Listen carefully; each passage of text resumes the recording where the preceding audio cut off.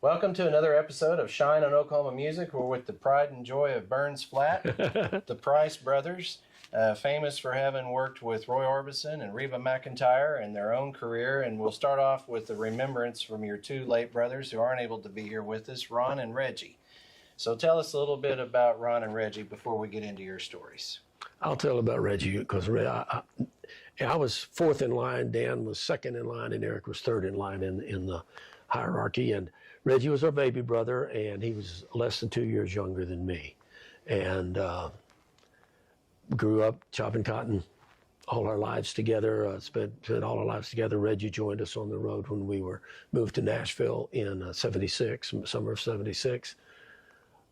Most incredible natural performer I've ever seen. Wouldn't you guys agree? Yeah. Oh, yeah. He just had a charisma on stage that was all his own. He had never had much training in music. He learned to play keyboards enough to play with us, and he did a lot of the keyboard string parts and everything with Roy. Wonderful guy. He died of cardiomyopathy at age 45 in 1999. And I I still miss him. Still miss him. Yeah. I'll tell about Ron because he was my idol. 6 years older than I was. And I was a little bitty guy. They called me Pee-wee, and so he had to take care of me. I learned how to shoot pool like this because I was just short, but he took me everywhere. And we played baseball outside and catch and all of that, but he also loved guitar. And so he wanted me to learn how to play rhythm guitar because he wanted to learn the rides, the lead Solos, guitar. And so I did do that only if he would promise me that he'd throw the ball to me outside and let me bat for 30 minutes. So that's how we did it. Ron was extremely intelligent. Everybody loved Ron. He was I wouldn't say a real social as far as debutante or whatever, but he just, everybody liked him. And he started out and went to college after he left high school. And got a band together, and they won the Freshman Follies with their band. And that's where his career started, because right after that, they went to Clovis, New Mexico, and recorded a song that did pretty good with Norman Petty.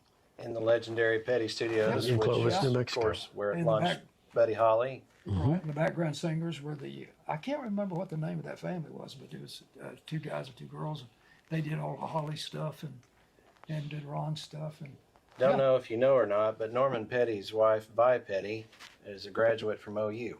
Really? So another Oklahoma connection. Did not know that. And she's really probably considered the first female engineer behind the studio because Norman didn't know how to write music. She did it all, but females didn't get the credit back then. yeah.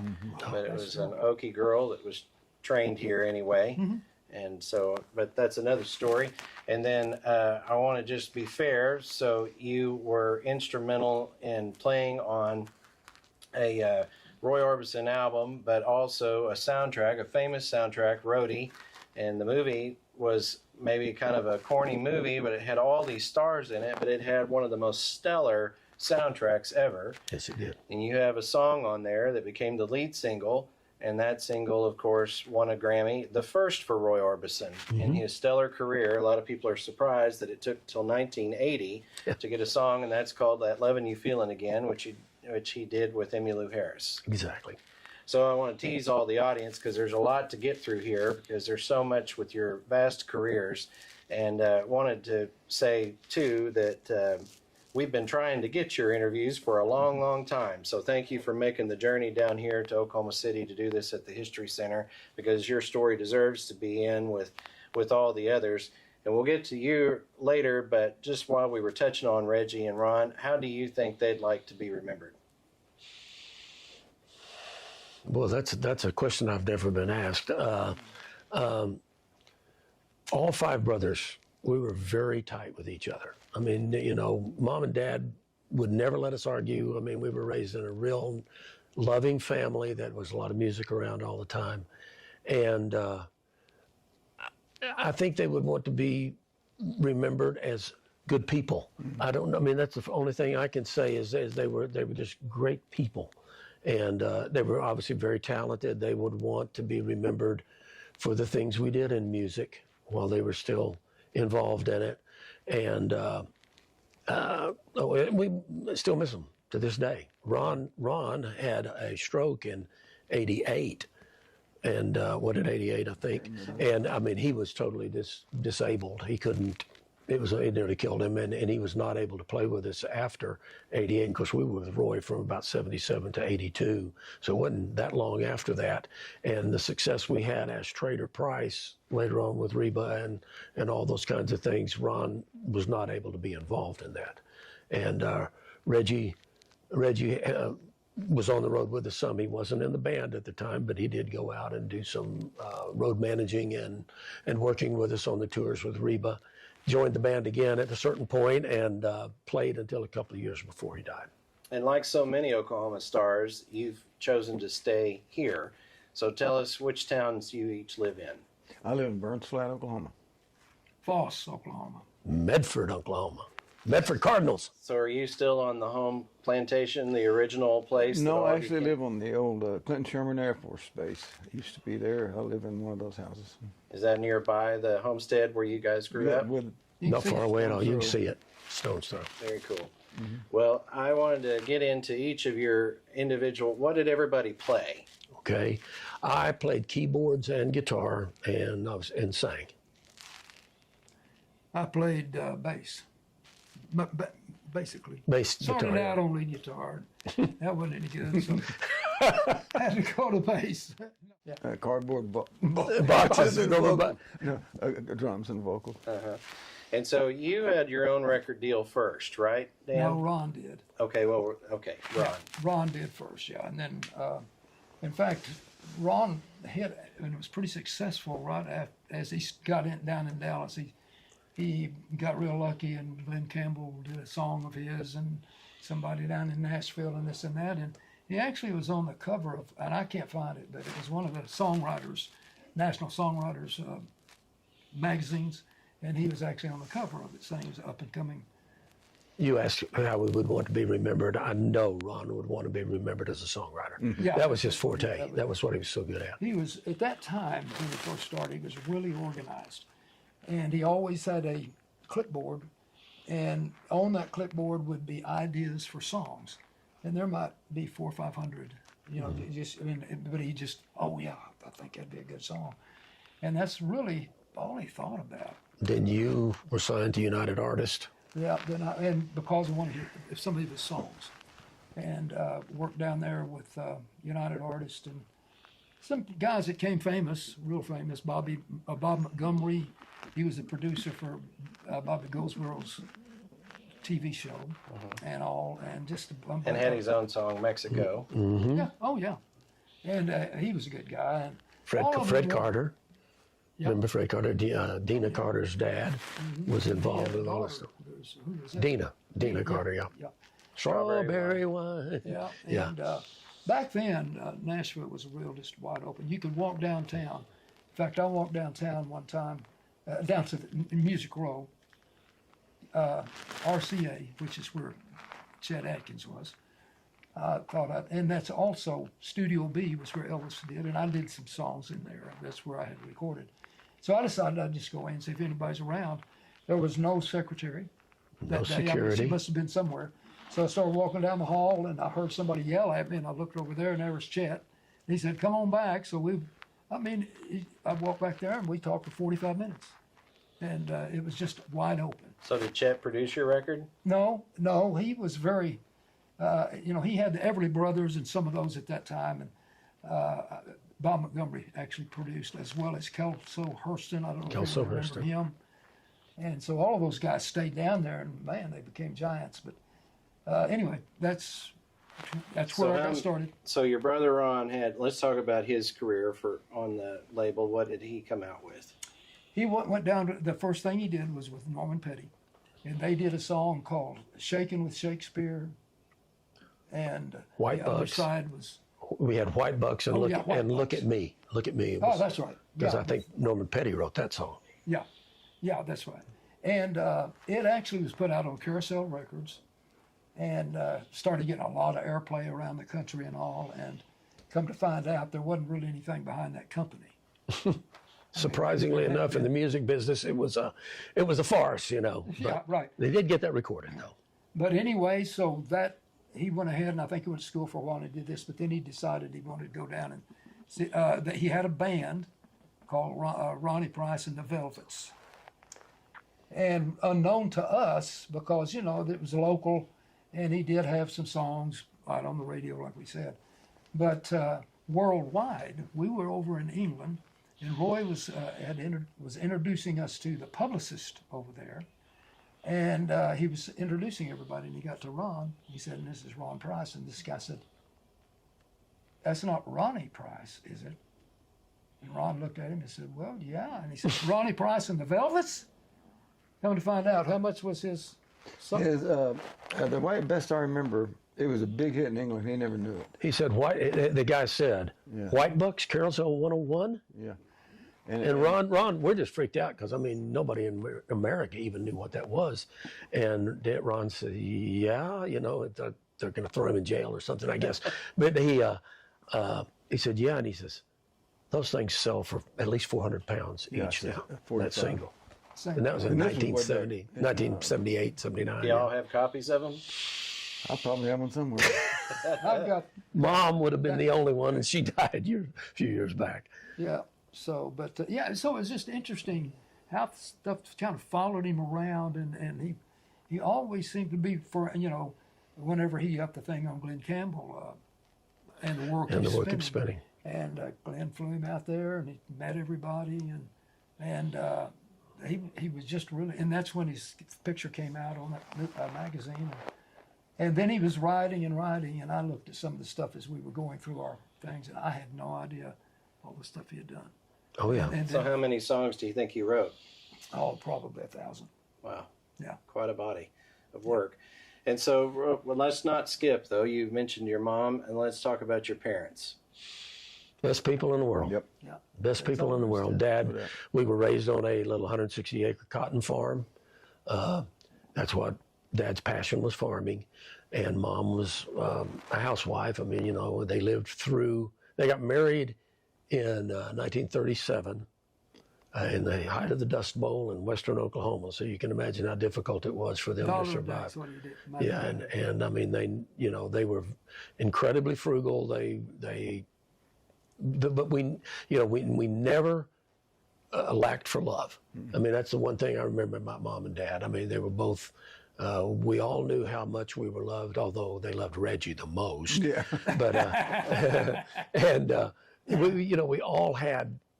I mean, that's what I remember about Mom. There's a song that you're going to have to hear when they had their 50th wedding anniversary, the golden wedding anniversary in 1987. May 1st was their anniversary, and I wrote a song called Golden Years, and it's Great song. it may be the best song I ever wrote. I wrote a lot of really what I felt were good songs, and that one expressed more of what I felt about both Mom and Dad, and we all three sang lead on it, and it expresses, you know, that they would do anything for their kids, and of course we were raised on a farm, very conservative part of the state and the country, and all of us were long hairs. You know, I mean, by the time we got into Roy's, you'll show some pictures probably of, there was a lot of hair there. And so Dad would catch a little flack, hairs and beards, yeah. And Dad would catch a little flack sometimes from some of his old farmers that were around there, and his comment was always the same: it's just hair. And he always encouraged us, well, they both did, to always try your best at everything and try anything, Oh, yeah. attempt anything. Like Dad always said, son, you can do anything anybody else can do if you have the right tools. Yeah, that's That exactly could be right. mental tools, that could be tools. Anything. I mean, They taught us. try it. Were they musical? They actually were. Dad played, by the time I remember, he wasn't playing guitar because he had such bad arthritis, but he played guitar some when they were young, and they both sang in church choirs all their lives. And I don't think we've said their names. Dad's name was Clyde Boone Price, and Mom was Noma Mae Price. How about that? And in fact, her actual name was Noma Mae Trader.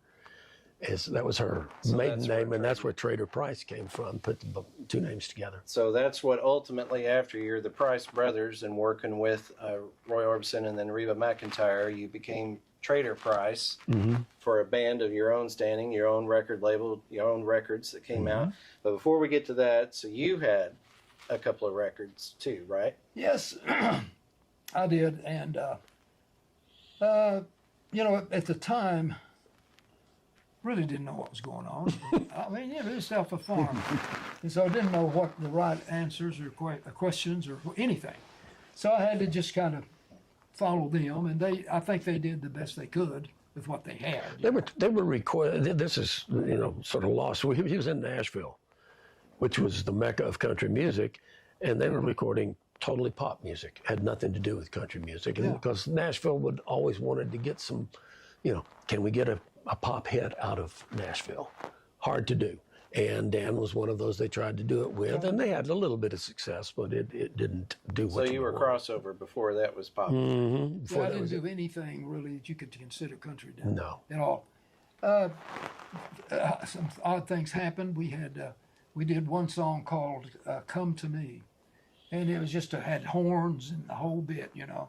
And they put it out on just a regular label. UA Records. United Artists, and found out years later that that song had become a hit on the East Coast as a white blues. I didn't know there was such a thing, but this kid sent me this stuff, and it was on one of the party, you know, like top 40 TV shows. That they have kids come out and dance and all that, and that was one of them that was featured and showed what it was. And that introduced the song as the incredible Danny Price. Yeah, you know. And we thought, what? Yeah, so just so. He's not incredible. And obviously you had Roy Orbison record a number of your compositions and stuff, but did you have any other stars recording of your songs or your late brother's songs? Glenn Campbell, like you said, did that Yeah, Molly one. B did some. In fact, Armed Forces Vietnam Radio is the only thing and they played two of Ron's that he had recorded on that station. It surprised the heck out of me. There were some people down in Dallas, some local artists that recorded a number of his things. Back then, you could have a regional hit. You could have one in Dallas, and it wouldn't be a hit in Oklahoma City, or wherever. And we actually had Coma. I was just looking at KOMA. that. And Ron had done a remake of Sunny instrumental. Well, for some reason, it just caught on, and I saw on that top 100 of KOMA that week, his was number 10. And going up, we came out and did the fair that. The New Breed. That was when you were the New Breed. was Was the the name name. before I was band in school. at the I time. got a picture of it in there. Yeah, and so that was a regional hit, we would call. That was And of course, Molly B was from Oklahoma City, and did you guys work with her? How did that connection come where she were to record? I have no idea. No, I don't know. I mean, it was out of Nashville. And what was the engineer that Ron knew real well? He did a bunch of the big greats. She's the first one to do I Saw Mommy Kissing Santa Claus. Neil Wilbert. I knew I'd eventually Neil get it. There was an engineer named Neil Wilbur. Yeah, he recorded Bob Dylan's Lady Lady. And Nashville Skyline, yeah. Yep. And there were a number of songs that some of those folks actually recorded. I don't know if they ever put them out or not, but who knows. Well, then let's take us from Burns Flat, where you've got those kind of successes with you and your brother there, and then how do you get to Roy Orbison? Okay, when I finally graduated from high school and I went to 1 year of college at Oklahoma State, Dan was living in Dallas. Erick had just gotten back from Vietnam. And Erick was in Weatherford at Southwestern State College at the time, is what it was. And he was going to school on the GI Bill. And Dan had been in Dallas for a number of years, and he had started college in '62 and dropped out to play music.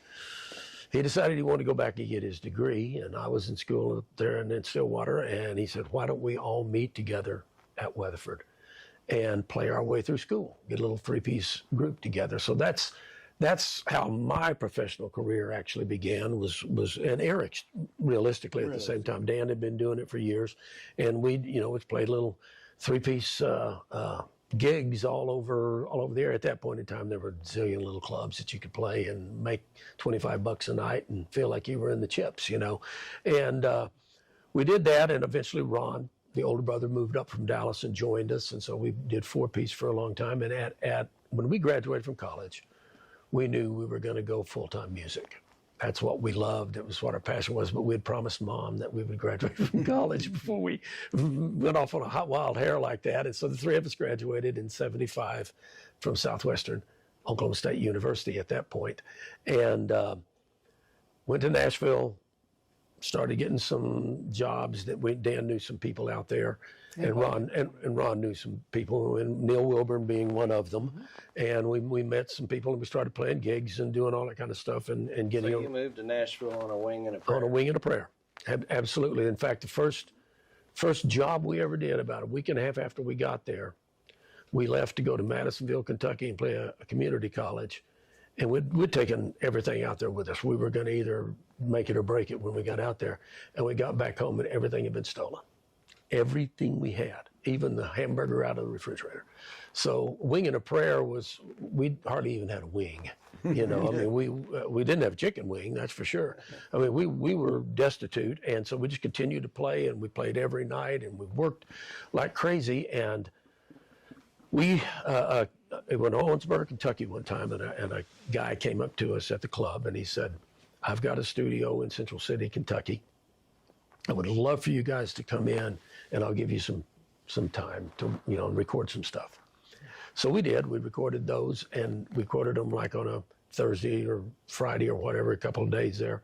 And it just so happened that the engineer from Roy's studio, Jake Hottle was his name, and he had a side gig other than being Roy's engineer in U.S. recording studios in Nashville. He had a side gig where he would set up people's tape machines. You know, you had to have all the dials, everything calibrated. And he happened to go that weekend to the place where we had just recorded. And he was getting everything set, and there was this tape sitting over there, and he thought, I'm going to put that on to see if everything seems to be going right. And it was our demo that we had done. We had recorded there that Friday. And he thought, wow, this stuff is unbelievable. And so he asked Danny Rich, who was the guy that was the engineer that had the place, he said, you think I could take this to Roy? I'd like for Roy to hear this stuff. I think he would like it. And so Danny Rich called us and said, this guy wants to take your stuff to see Roy and play it for Roy. And we said, no way, Roy. No, we didn't say that. we said, sure, and it wasn't a week later that Roy called us and said, I'd like for you to come in and talk to me. And how surreal was that, just to get a phone call from the legendary Roy Orbison? Very, very surreal. I mean, it's still hard for me to believe that it happened the way it did. And when we first got with Roy, he all he was going to do was manage our career. That's really all. He had nothing was ever mentioned about being his band or anything like that. He says, I love what you guys are doing. I want you to come into my studio and do as much recording as you can. We'd go in at nighttime when maybe it wasn't booked or whatever. And so we would go in and we started recording our own songs and our own stuff. And he would help us pick out which songs of ours that he wanted us to do, and pretty much let us have free reign in the studio to do them the way we wanted to.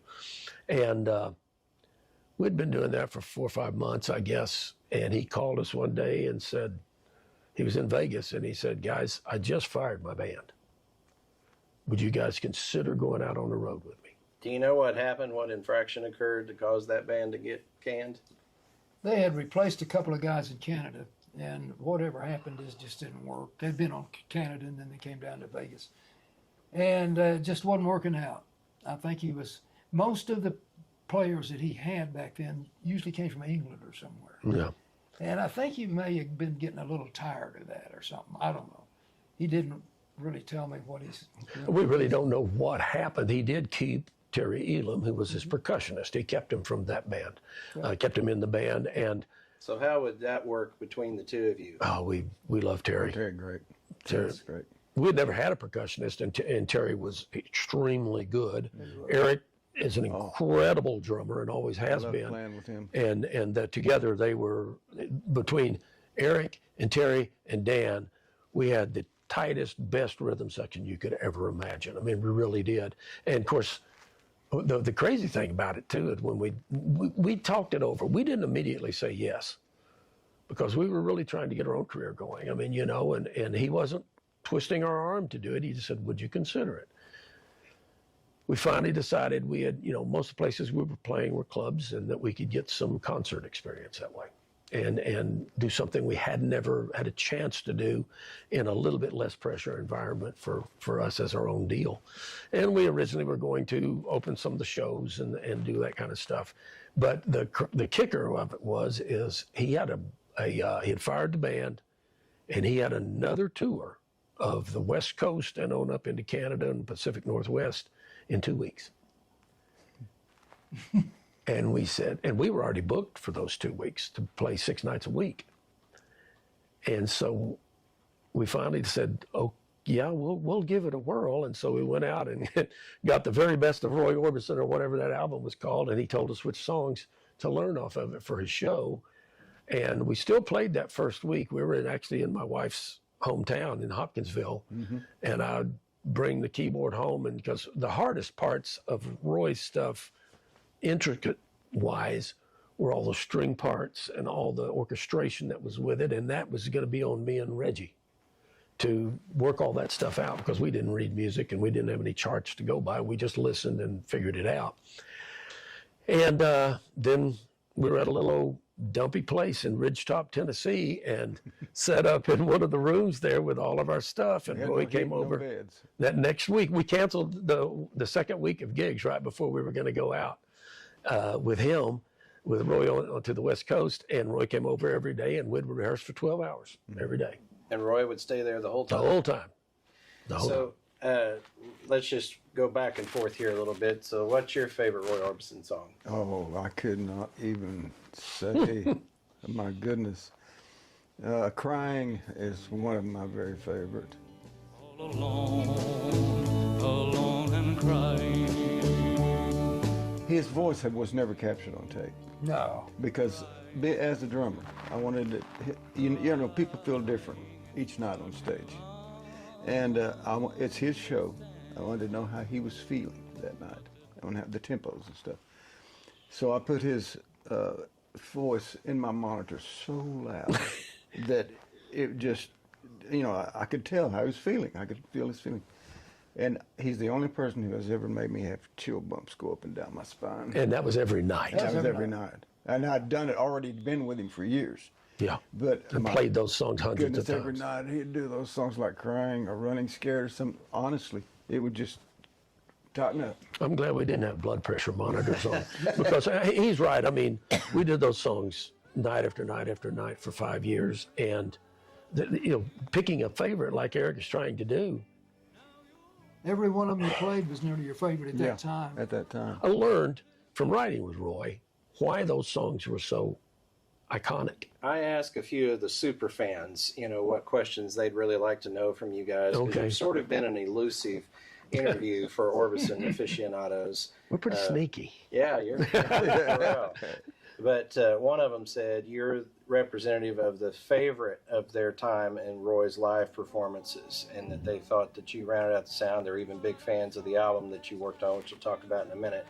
But in tying in with that, I don't think he ever, except for Black and White Night, did Blue Angel live again after he got through working with y'all.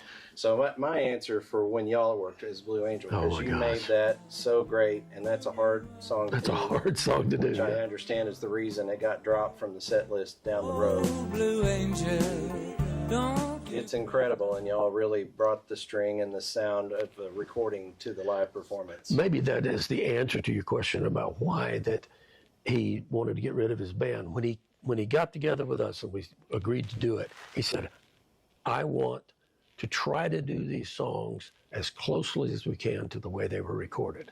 And he says, we've gotten away from that in my show. So that was our goal, is to try to make the songs sound as much as you could with the instrumentation we had and with what we had to sound like the recordings did. Now, here's just a flip question. What was your least favorite one to do? Now, I was going to tell my favorite. They're Lovin You Feelin Again. Yeah, I had a feeling that might come up. Hard one. It's impossible to say a favorite. I mean, you know, like Crying.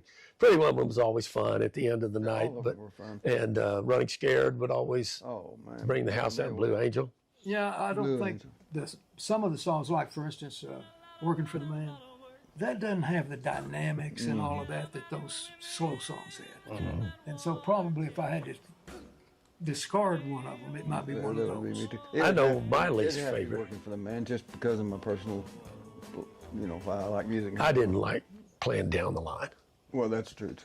I didn't like playing down His the line. ballads and things, that's what was so much Yeah. fun. Yeah. Yeah. Well, okay, so you're starting off with Roy. You go ahead and do the original dates that they got, and I guess everybody decides this marriage is going to work, and so you go on from there. And then you get to do some monumental things while you're there working on it. I want to give fair credit to your career too, but just Oh, that's delving fine. into the Roy Orbison stuff here for a minute. So your first day with him is a historic music day. Absolutely. Talk about that. Our first date, that was the actual gig after we had had 2 weeks of no sleep and nonstop rehearsal. We were in San Diego, and I'm pretty sure we were on our way to sound check to set up our equipment in San Diego, and we heard on the news that Elvis had died that day.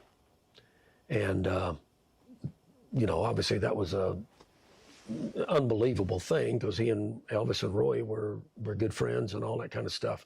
So that's how I remember when our first date was, August 16th, 1977. So what was Roy's emotional state?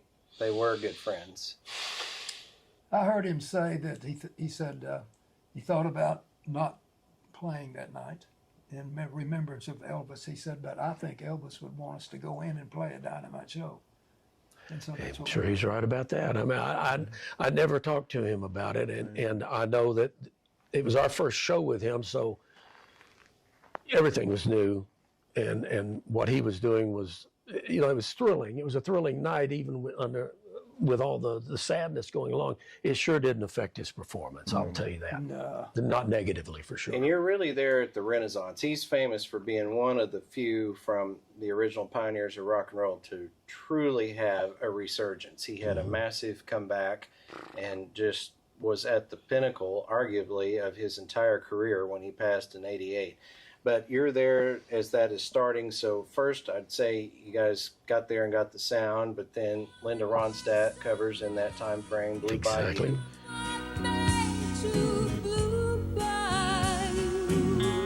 So that probably it would have been a hit for Roy, but not as big. So it Not had as to big. bring a big flavor to the show when he would cover that. I'm going back someday. And then he has a heart attack and open heart surgery, and you have to kind of set up for a little bit and write some songs. But what was it like when you were working on the band side of it during that time?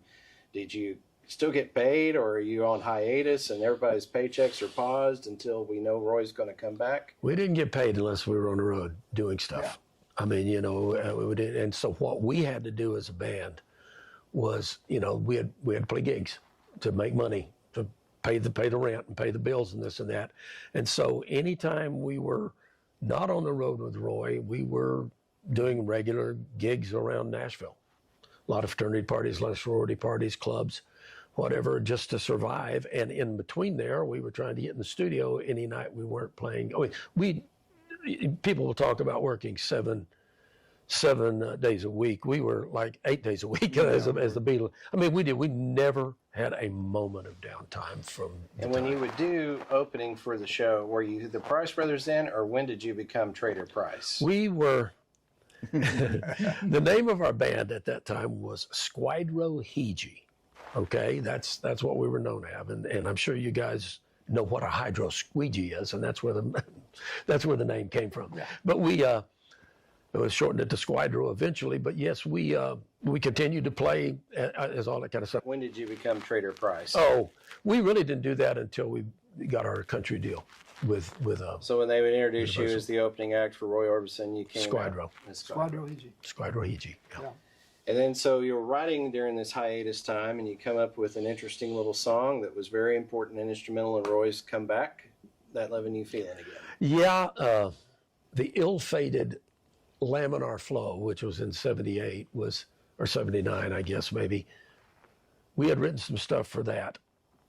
and the producers, which was not a good match with Roy, didn't like what we had done, which is always, deflating. You better be used to rejection in this, but I did not expect it to be a Roy Orbison album and me and Roy showing them the songs and them saying we don't want any of those. That didn't make any sense to me. And then of course they immediately started pitching their own songs, which was their whole point of getting being Roy's producers, I think. And the album was not good. But we had shown these guys these songs down in this little cottage down in Muscle Shoals. And they walk out and they hated everything we'd shown them. And I could tell Roy was not happy. And he said, "Chris, I'm going to sleep. I'm going to bed."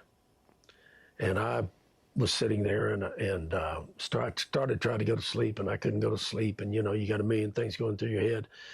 And so I went back down to the little piano we had there and started writing what turned out to be the first verse and chorus to that Lovin You Feelin Again. And I thought, this is pretty good. I like this. And so I thought, I'm going to show it to Roy the next day. And so he got up the next morning and I played him, "When I Saw You Standing There on the Street," the whole chorus through the first chorus. And Roy had a term for things. When he really, really liked something, he would say, "That is glorious." And that's what he turned to me and he says, "Podno Canosi, that is glorious." That's what he said. And that was his affectionate term. He called me Podno Canosi all the time. I have no idea where that came from or why.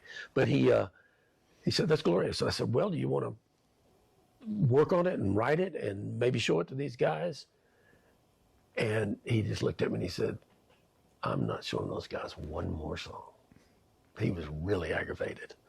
He ended up eventually insisting that Tears be on there and a couple of things, 2 or 3 others from the soundtrack that we had done earlier, insisted that those be on there.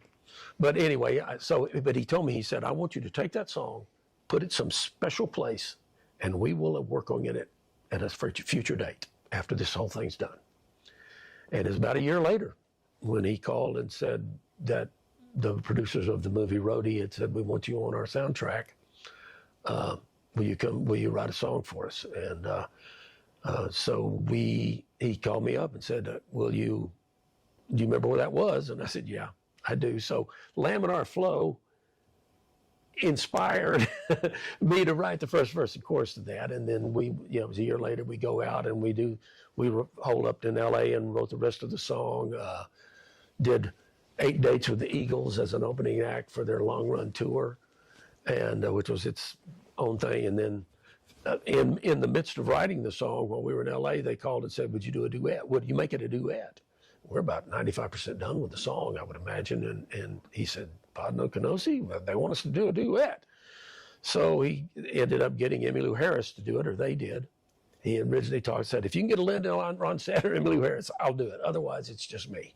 And so Linda was on tour and couldn't do it. And Emmylou said, "Yeah, I will do that." And so we retooled the song a little bit. Wasn't real hard to change it to a good duet.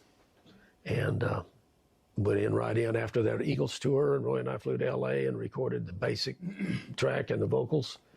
I went home the next day, got married to my wife, which you met earlier, and the next day we left for 8 weeks in England.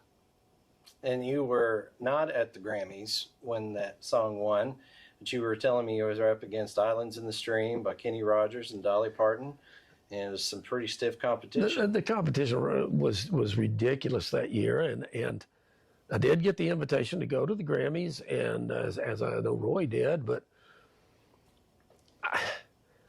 truth is, I didn't have the money to fly out there. Mm-hmm. I mean, we really didn't. We were scraping by, and I regret it now. I should have borrowed the dang money or something and gone out there, but I thought there's no way that song's going to win. It was a great deal and all that kind of stuff, but it's up against such stiff competition. There's no way it's going to win, so I would just have gone there. And as a young idiot, you think, we'll be doing this again. Yeah. Didn't happen again. And so how does it change y'all's lives whenever that hits? Because it's not only a Grammy-winning song, it kind of really puts Roy back on the chart for the first time since 1967 in America. Exactly. He had overseas success, he never said he was really ever gone for a comeback. He just was somewhere else, like Australia and England, where he was having monster success during those wilderness years here in America. Yes, he was. But you got him back in the top 60 with that song. And I mean, for your own careers, I would think that was probably a big shot in the arm. Well, one of the things that we talked about once we got with Roy was because he had not had a hit in a long time. And we knew he had the talent. We thought he needed some, education as to, number one, what you can do in a live crowd with that, just instead of two little speakers, get a good sound system. Let's let them hear you. Mm-hmm. But our main goal was, let's get something that puts him back up on top. Let's just do that. We wanted to, for lack of a better term, modernize what he was doing, but keep the essence of Roy Orbison intact. Yeah, exactly. That was sort of, he had been doing the same thing in the same way for so long that I think getting together with us, and we were young and a lot of energy, and we were, we were talented. We had a good band. It sort of re-energized his. And what were your ages during this time? When we first got with Roy, I would have been 25. Dan would have been That would've made me think. 86. Dan's 8.5 years older than me, and Erick is almost 5 years. And so what was the name Laminar Flow from? It's not a title to one of the songs. How did that become the album title? Roy was a plane enthusiast, airplane, and that is an aeronautical term. Oh, okay. Laminar flow, it's the flow of the air over the wings. I got you. That's where it came from. And so you go on and you do some major shows with Roy. You mentioned the Eagles tour, and you got a particular assistant on that tour. Let's talk about who your celebrity was that was helping you backstage during the Eagles tour. This is amazing. The security, the Eagles knew that the Long Run tour was going to be their last tour. Nobody else knew that because they knew they were getting ready to break up after they had done that whole deal. And Roy being one of Don Henley and Glenn Frey's idols, they wanted Roy to actually open for the entire tour. Well, we already had the tour of England booked, or Roy did. So they said, well, at least do the first 8 shows, and the ones here in California. And so we did that. And LA being the Eagles' hometown, they knew if they let one person backstage, the entire town would be back there. I mean, every celebrity. So when we got there, they made us, our laminated backstage passes, and they told us, I mean, they put the fear of God into us. They said, we don't care that you're in the backup band. We don't care that that's Roy Orbison. If you do not have this laminated pass, when you come to get in before the show, you will not get in the door. That's simple. If you leave it at home, you're not coming in. And I mean, it was so strict, the security was. And the only people backstage for the first 2 shows, we did 4 shows at the LA Forum. The only 2 people backstage were Martin Sheen and Elton John. That was it. And it was a ghost town back there in the bowels of the, there was nobody back there. Well, we're just getting ready to, we just actually finished our first show on that night. And who walks in but Martin Sheen? And I mean, the guy had already had 2 Academy Awards. He was such a huge star.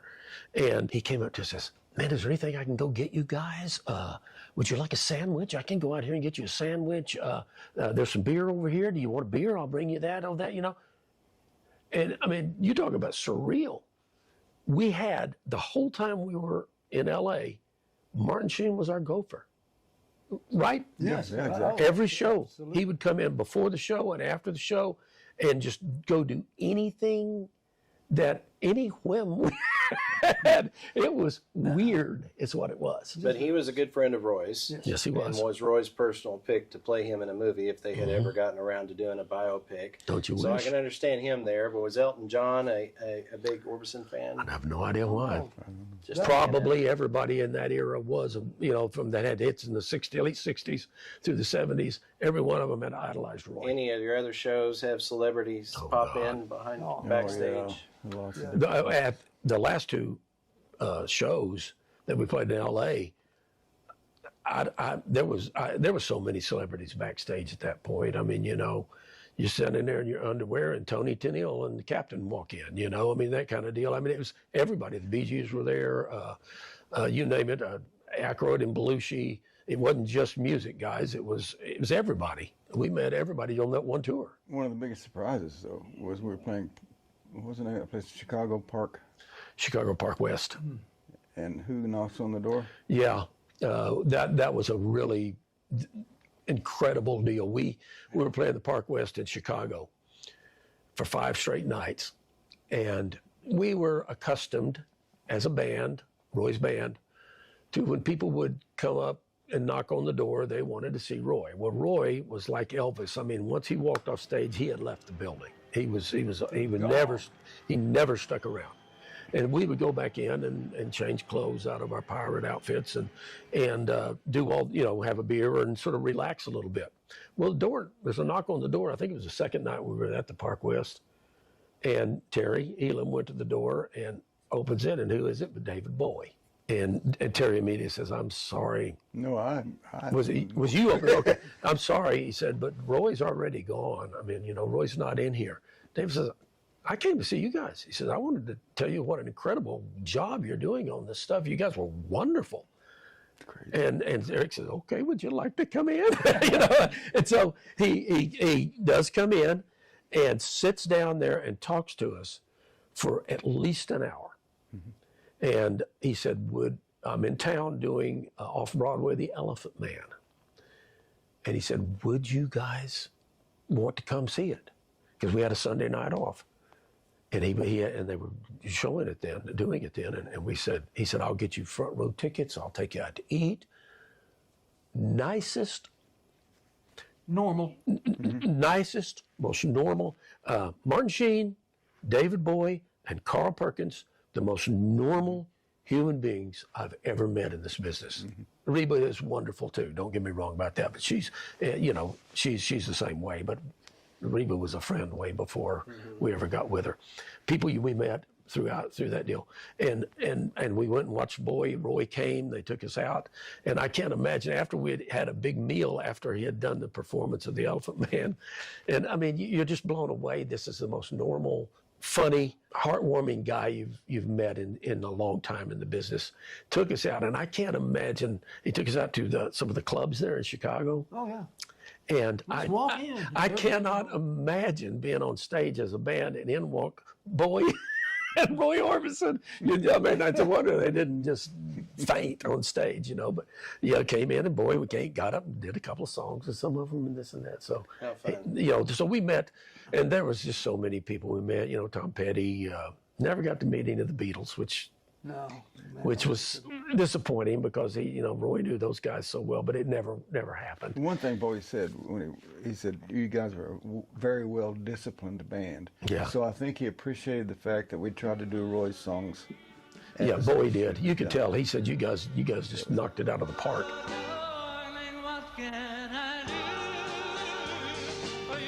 And you of course did a number of songs with Roy in the studio with him also, not just a live band, and then you co-wrote a bunch of songs and for a soundtrack for a movie called Living Legend, which never got released officially, but some terrific music in there that you really should all be very proud of. And so it comes time to, after a 5-year period or so with Roy, you're wrapping up there and you're taking the next steps.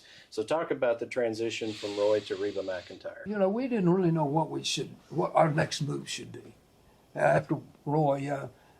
And so we started talking and this and that. And as luck would have it, we have Chris is one of his and Kathy's best friends. The lady that's the wife, is Reba's best friend. From first grade through 12th grade, they went to school. She comes out to Burns Flat, they fly out there and they stay for a while and all. Well, they just live right behind Chris. And so Chris would go over there and say, and Kathy would go over there and eat with them and do this and all. And I guess Reba was just sitting there one time and Terry came in and said, I want you to hear this. This is a song that the Price Boys did on a TV in Oklahoma City. You remember Butch and Ben McCain? Do you remember them? We did their show a lot of times at 4 a.m. or whatever it was. But we'd do their show because they loved our music. Butch and Ben did, and they had a video of us That's what they played her. Yeah. And they played her at the video. And we already knew Reba. I mean, this is 1986, 87. We already knew Reba from maybe 79 because she was just playing the rodeo circuits. Was signed with Mercury, having a few hits and this and that. But she would come out and we'd see her 3 or 4 times a year and get together and have a good time and all that kind of stuff. And but Terry said, I want you to hear what these guys are doing. At the time we first met, we were still doing pop music. And of course, Reba was in country field. And then the pop music field started becoming in the mid 80s, techno, hip hop, rap. That was not us. That was not what we were. And so we just didn't fit anywhere at that point in time. And to talk about the transition to country music. And we were demoing things in our own studio and this and that. And Terry always wanted to hear it. Terry and Sherry always wanted to hear everything we did. And they just loved what we were doing. And that's when he said, I want you to see this song that the guys just got through doing for their mom and dad. And he said, Reba sat there on the couch and played it. And it's a heartwarming, heart-wrenching song. He said, you just sat there and bawled. And says, I've got to have a copy of that. I got to take that back to Nashville. And so she did, and she took it to Maughan and along with some of our other stuff that we had been demoing, and called us back and said, Maughan wants to meet with you guys. And that's how we got a country deal and had never played a country gig in our lives. Why not? I mean, Well, just the way it all works, right? I mean, yeah, you know, we didn't plan that. It's like Roy Orbison gets his first Grammy for country duo. That's But exactly right. Squadro doesn't quite fit as a name No, for a country group. that's when we why changed the Trader Price. Yeah. But yeah, you know, we'd never played a country gig, and all of a sudden we have a deal on a country label. Mm-hmm. And so you're out doing that, really not being Reba's band. You go straight there to be your own. That's exactly right. We never were Reba's band. Never worked with Reba. We never worked in her band. We were asked at one point to join them as a part of the band, but there were reasons we did not do that. And she had asked me back when in the early '80s. They had come out to see us at Dee's Palace. Remember Dee's Palace? And their piano player was getting ready to leave their band, and she asked me to be their musical director. I was doing pop music, and I was playing with my brothers. Mm-hmm.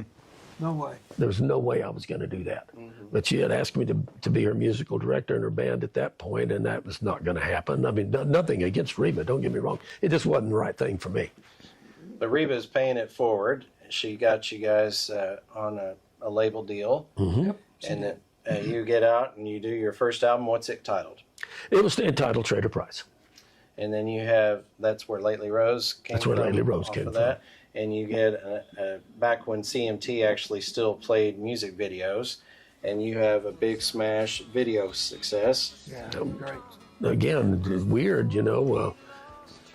I don't know. People don't really understand a lot of how the music business, that end of things works. We went out there and we recorded 4 songs with Maughan.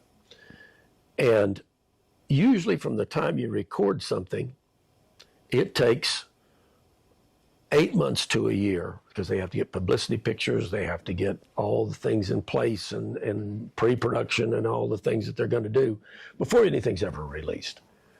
And we'd gone out there and recorded those things, and literally in 2 weeks, Reba and Narva called and said, they want to put out Sad Eyes right now. And we're saying, what? And the production people from Universal Records, which is what it was a subsidiary of MCA, they heard that. Maughan played it for them when they came in from the field on one weekend. And every one of them said, that right there is the future of country music. This is where country music has got to go to stay relevant. And I mean, he was good, and they said, we don't want that out in 8 or 9 months. We want it out right now. And so they called us and said, they're getting ready to release your deal. We didn't even have a publicity photo. We didn't have anything. So they put that out, and it was sort of funny. It was the first thing out there that was of the new wave of what country was going to become. And there was, has always been, and there still was at that point in time, the sort of rift within the country radio station thing of we need to keep progressing, and the ones that say we need to stay traditional. It's got to be Hank Williams, and it's got to be, it's got to be all this basic stuff. And so we were calling all the Billboard radio stations from Reba's office when that song was released, and we called all 220 of them. Me and Dan did. As you can tell, we talk more than Erick does. And half of the program directors said, this thing is great. This is right where music needs to go in the country field. And then the other half of the music directors said, this is really good. Why in the heck did you do a remake of a pop song? We're not going to touch it. It was a hit by Robert John in 1980 in the pop field. They said, it's a pop song. It's not a country song. We're not going to play it. Well, you can't have a big hit without all the radio stations across the country doing it. It got up, I think, to about 40 or something like that. Did okay. And then the next time we came along, we went back in and recorded the rest of the album, and Layla Rose was recorded in that second batch of stuff. And they said, we're going to do this one right.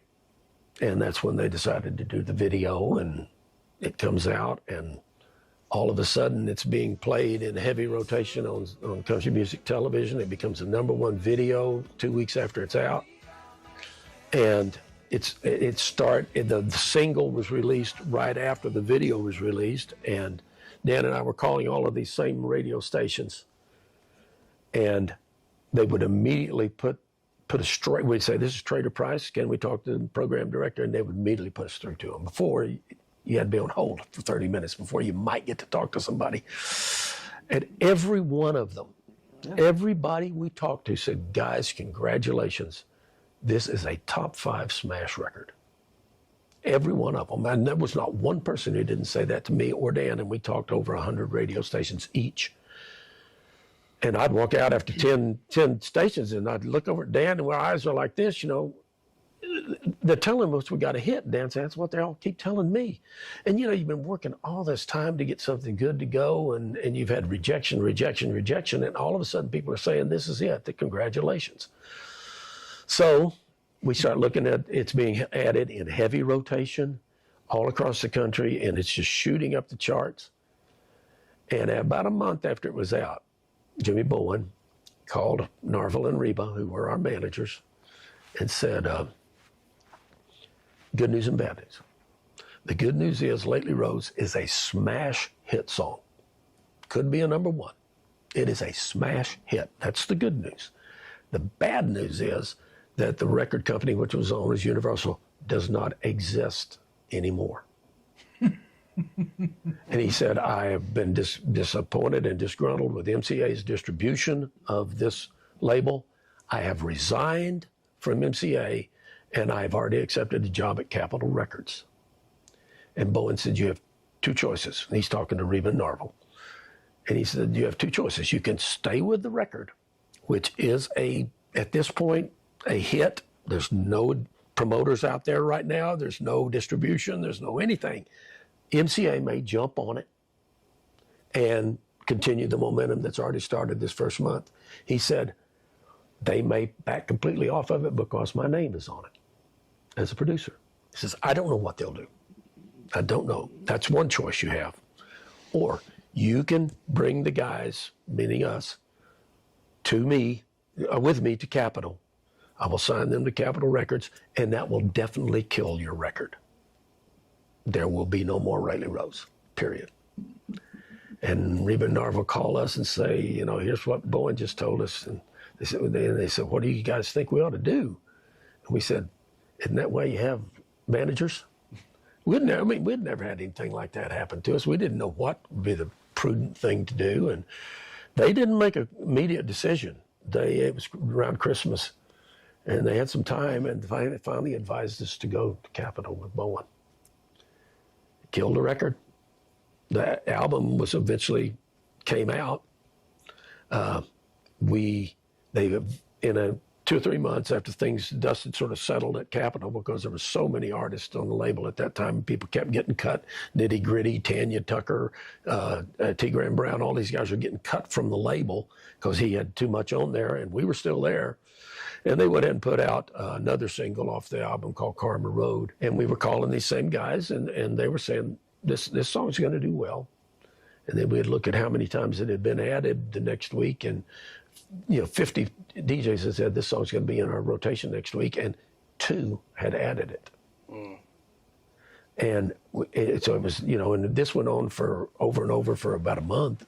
And finally, we were actually in Wichita Falls, Texas. We had gone in to visit the radio station guy there because we were playing in Wichita Falls, and said, we'd love to see you at our record and this and that. And he called us into a back room, and he says, I'm not going to tell his name. And he said, I'm not supposed to tell you guys this, but he said, you guys are pretty local. I mean, Wichita Falls, 150 miles from where we are. And he said, Capitol is, we kill Capitol, we're going to add Karma Road. And they said, no, we want you to take that ad that you would have for our radio station and give it to this other group. And that's why we weren't getting the ads. They were trading ads of our record for an ad on another act. And we called Narvel and said, here's what's going on. And Narvel blew his stack, went in and had a come to Jesus moment, evidently with Jimmy Bowen, and the next day we were cut from the label. Wow. And so you guys, to put it in perspective for Lately Rose, it was #1 on CMT's video chart. So it was really a smash. It was coming out big, strong. It was. So that had to be a Houdini thing to kind of pull the rug out from under you right as you're at the pinnacle. Yeah, we were kind of getting used to it. Yeah, but it was very depressing. Believe you me, you think you've finally gotten things going, and it truly was the rug pulled out from under you. So then where do you go from there? Well, it wasn't Back very to the long. drawing board. It wasn't very long after that Reba's band, which we knew all of those guys, when we were dropped from the label, we were no longer opening for Reba, and our band was killed in the plane crash, and we were asked to come in and sing background vocals for her as they put another bunch together, and we almost did that.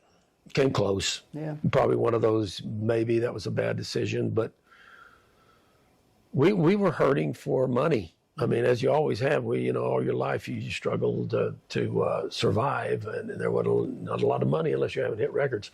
And we were playing all the time, and Regi, our brother, was playing with us, and another guy, and what were we going to do? What were we going to do if we went out and did that?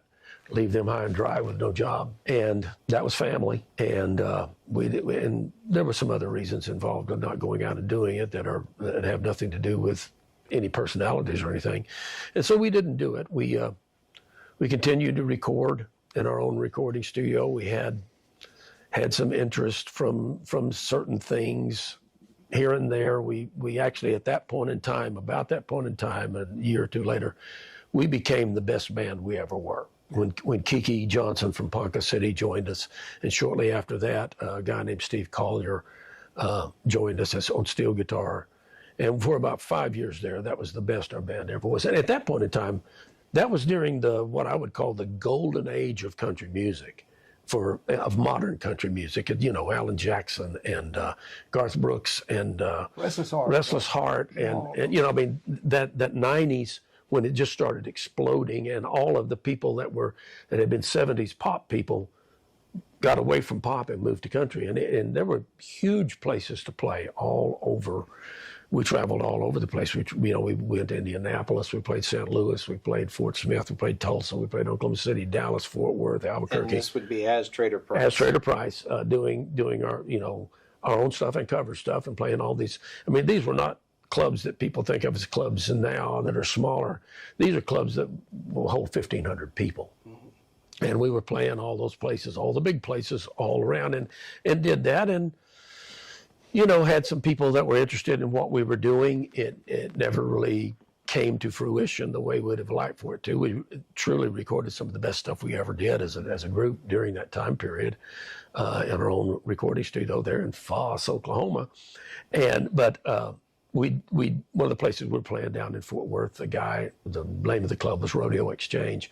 He started a record label called Rodeo X and signed us to that. And we had some hits in the Texas market at that point. And that was the last full album we ever recorded What year ourselves. was that? 2001, maybe. It was after Regi died. I know that. Yeah. I know it was after Regi died in 99.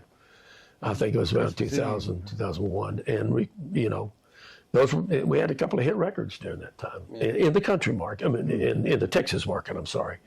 And there was a separate Texas market. Yeah, there was a separate. By that time, most radio had gone satellite. And unless you were a major label or could grease a lot of pockets, you weren't going to ever get anything played on the radio. So after it all wraps up, where do you guys go individually? I know you all got your degrees from OSU and you graduate on the same day. Mm-hmm. So what did you each go do individually post-music? We continued to play together. I started teaching school in 2007. That was what my degree was in, math and science. And started teaching in 2007. So that stopped us from being very far out on the road during the school year. Before that, up until from say 2001 till 2006, we were still traveling quite a bit, going a lot to Texas, New Mexico, Kansas, all over the place. And once I took that job, Dan had already taken a job in his little hometown there in Foss as the water superintendent. And he ended up taking a job at Canute. I don't know if you know where Canute, Oklahoma is, as the water superintendent and city manager there. Erick, he and I did some remodeling of houses and some stuff like that, just, odd jobs and this and that. Erick was a Vietnam vet, and I don't think he would mind to say that he's struggled with PTSD pretty bad. And it was harder for him to continue on doing things, and he's on disability and all that kind of stuff through all that. So that's sort of what got us there. We did do one other thing that was somewhat significant. In 2008, Clinton, Oklahoma hosted the International Route 66 Festival. And I had an idea for a song, and actually me and Erick went in and wrote it, called The Mother Road. And that was the last recording we ever did. It was a song called The Mother Road. One of the best things we ever did. That's good. One of the best things we ever did. And I know that Roy Orbison was known for his humor and stuff, so he kind of had jokes and different things. So do you have any funny stories to end kind of on some high notes here with joking around? Let's tell him this. Well, this was involved his humor, okay? It also was one of the probably only times we really got him. You know how you can just get somebody and it's so funny. Tell him about the Big Ben. No. Erick, we were on The things that went on. it was just how much Roy could laugh at times. And when Roy started laughing, everybody laughed, and he just kept going.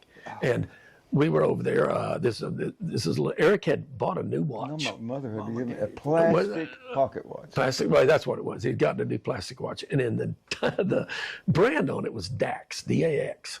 Couldn't keep time worth a heck. And we were all over England, and it became a joke on the coach where we were traveling everywhere. We'd say, "Well, Erick Roy was traveling with us. Roy was traveling with us. He was on the coach with us. Travel around just in these short deals. He'd have a limo come and take him or something. But this time he was on the bus with us. The entire tour. The whole tour. The whole tour. Right. And he would say, okay, every once in a while, Roy would go, "Erick, what time is it? Dax time." And, it would always be like 8 hours off, he'd always get it. And and Roy, he'd just sort of go like that. We were playing cards usually or something like that. And this had been going on for 3 weeks, 4 weeks. And all of a sudden we're in England and we're driving along there in the coach. And Big Ben is right over there.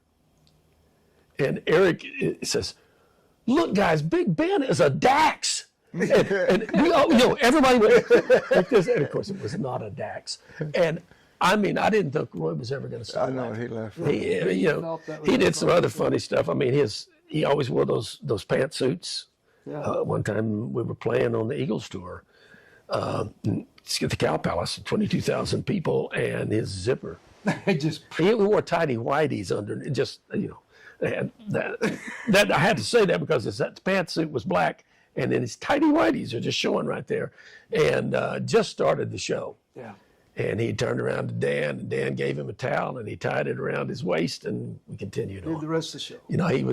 He was just a very, very funny man. Man, he was great. And I mean, his image was one of loneliness and tragedy, and he was anything but that when we were with him, Yeah, for when we sure. were with him. Well, how do you think Roy would like to be remembered? Oh my goodness, that's I impossible. mean, His parents were from Oklahoma, by the way. yeah.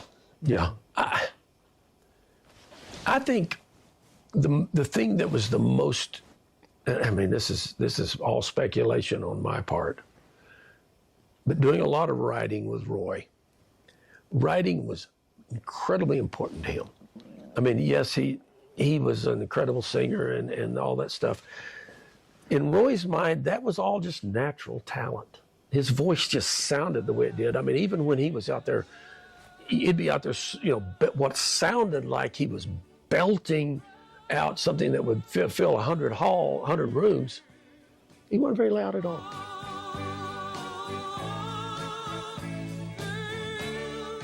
It just had that quality. We didn't know that until we got in the studio with him and recording, and he's going like this, and it's just it's about that loud. Yeah, it was weird. He It did was all with his strange. throat, so- It had something about the way the structure of his I don't know how throat. And yeah, he would want to be remembered as a singer, and he always will be. But I think the most important thing to him is that his songs endured. Yeah. So, of all the songs that y'all wrote with him, which are your favorites?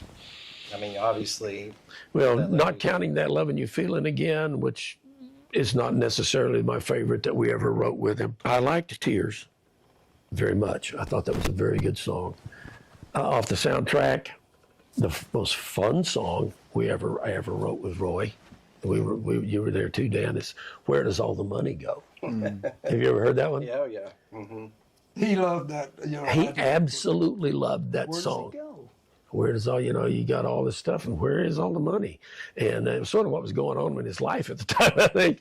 But I probably liked Poor Baby the best. That's a very good one, yeah.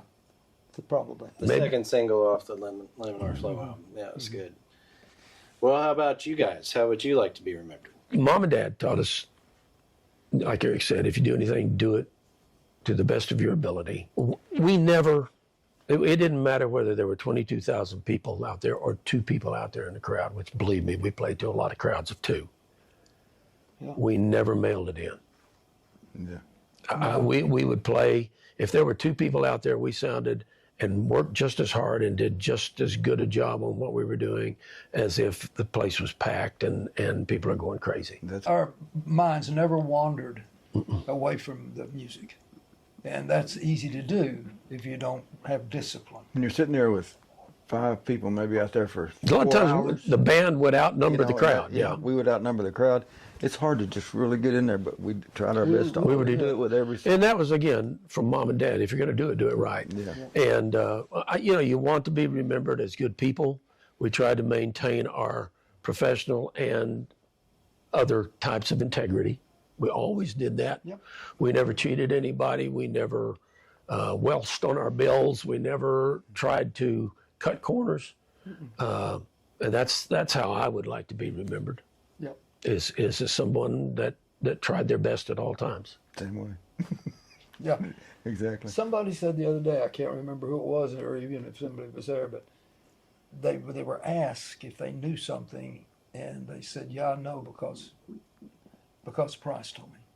Yeah. Yeah, it's true. I know it's true because Price told me that. They said, "I know it's true because Price told me." We never lied to So- people. We no. never tried to misrepresent things. We, Yeah, I remember that. That was just we recently. we've tried our best and to be as honest as we could, No. and make ethical decisions. We always want these to be just what you want them to be and cover the highlights of your careers and what you are the most proud of. Is there anything else we haven't covered that's important to you?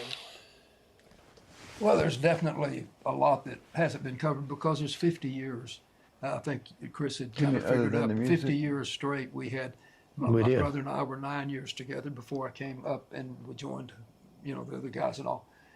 And so I'm not sure we need to be remembered for that, but it is something to us, I think, means a whole lot. Number one, how can you get any better if you're not playing with your brothers? I mean, it's That's right. just amazing. And we do have a special harmony. Mm-hmm. I can't go anywhere else and get it. No. And when we get together and we sing, It's magic. I mean, It's just our magic. agent, that agent we were talking about, he said, when you guys start singing, it's like a choir of angels. yeah. And We've done a lot of it together, the three of us. in fact, I'll tell another quick story. I know we're trying to wrap it up. When we went in to do our thing in Nashville with Maughan, they were recording us, and he had heard our demos, and it was our harmonies that everybody commented on.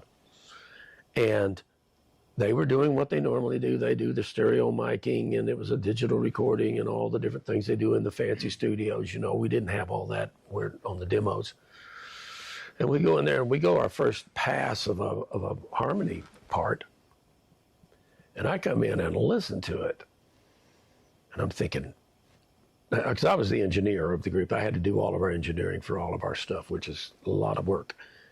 And I'm listening to it, and I'm saying, something's wrong. Have you got a chorus unit on that, or what's going on? I told the engineer, and he goes, no. He said, it sounds incredible. So we did 2 or 3 passes. We knew we were on note. We knew we were doing the right stuff. Singing was natural to us, and it just sounded wrong to me. And I'm doubting my ears, and so we go in, and like you always do, you double track it. And I came in, and I mean, when they had that, it sounded like the dang thing was underwater. 2 stereo mics with us standing around singing on it. Yep. We've been singing for 2 hours, and I am frustrated. I'm thinking, this is our chance to have a major label, and this is horrible.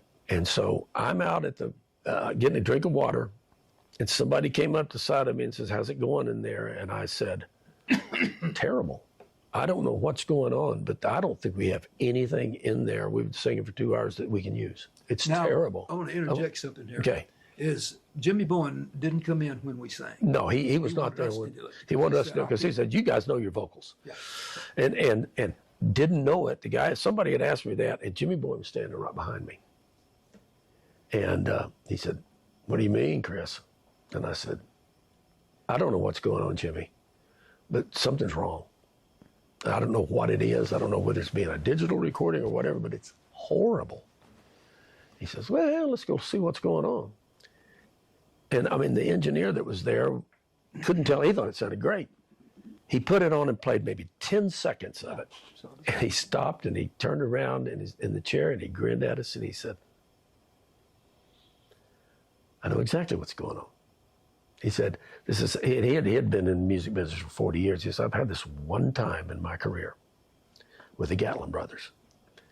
He said, you guys' harmony is so tight and so your harmonics of your voices blend so incredibly well that it is causing all kinds of overtones and phase shifting because you're stereo miking it. He said, normally that's how you do everybody. But he said, you guys are brothers, and that's what's happening. He turned to me and he said, how did you record those demos? And I said, I had a $75 Audio-Technica microphone, and we just stood around and sang it and hard panned it. He said, that's what we're going to have to do. You'll get it. That's what we had to do. Wow. Yeah. Did you have something else besides music that you wanted to cover? Not family. I have a lot of little grandchildren and things, and that's been filling my life full. Oh, yeah. Yeah, so let's just go real quick. How many kids do each of you have? I had 2 daughters and 6 grandkids. I've got a daughter that's 54 years old. Yeah. She didn't have Yeah, any children. I have 3 daughters and 6 granddaughters, and almost have another granddaughter, and then I have 1 grandson. And then Ron and Regi, how about those guys? Yeah, Ron was married 3 different times. He had 5 kids, and Regi had 2. So there's a lot of Price brothers still left. A lot of Price people still around. Sure are. Yeah, sure. Sure are. Well, we can't thank you guys enough for doing this and coming, making the trip into Oklahoma City to record this here at the History Center. And we thank you all for your contributions and being good ambassadors for Oklahoma. When you say that's, you can take it to the bank on your word, I think that's the Oklahoma standard. So. It is. It is. We'd like to thank you, Brian, for doing this. We've been trying to get, like you said, get together for a long time now. I know walking into this, my thought was, how in the world is Brian going to cover our entire career in a 2-ish hour interview? Incredible job. Yeah. Incredible job. Well, our thanks to Wesley Orbison for putting us together. Yes, it was. He did that. Well, this has been another episode of Shine on Oklahoma Music. Thank you for joining. We'll have another episode soon.